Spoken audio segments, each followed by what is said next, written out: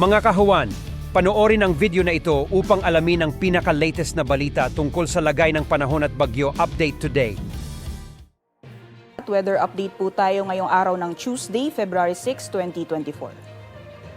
So sa kasalukuyan po, easterlies pa rin or yung mainit na hangin na nanggagaling sa dagat Pasipiko ang patuloy na nakaapekto sa silangang bahagi ng ating bansa. And kung makikita po dito sa satellite image, although wala pong binabantayan na low pressure area, may naobserbahan po tayong mga cloud clusters sa kasalukuyan sa may silangan at timog na bahagi ng Mindanao. So asahan po natin, posible po ito magdala ng mga kalat-kalat mga pagulan, pagkidlat at pagkulog sa bahagi ng Caraga, Davao Region, pati na rin ng Soc-Sargen.